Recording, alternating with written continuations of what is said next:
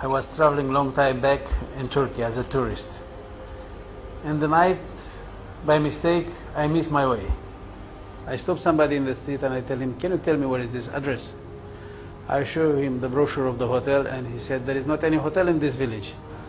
But please, I wanted to be my guest. I go to his home, it was dark.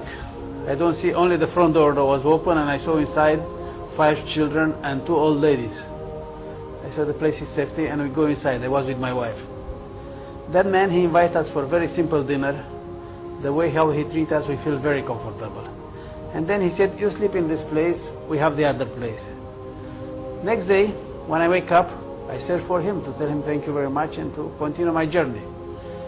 When I went out from the door, it was daytime now, I can see.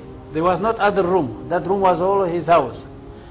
And this brother with his 5 children, with his mother and his wife, he was sleeping under the tree. And it was cold, it was freezing. I was shocked. I go to him and I tell him, are you crazy? Why you do that? He looked to my face and he was smiling and he said to me, no, I'm not crazy, but you are a travelers. And I have to give you whatever I have because I am a Muslim. When that brother he said I am a Muslim, his face was shining like a nar. And I was very much shocked. My wife, she started to cry. I said, look, what do you know about Islam and how this guy is treating us?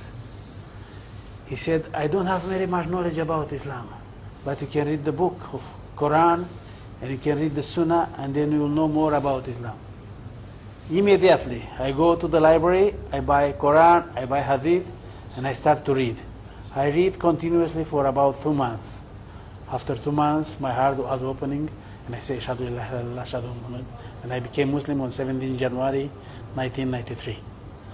Alhamdulillah.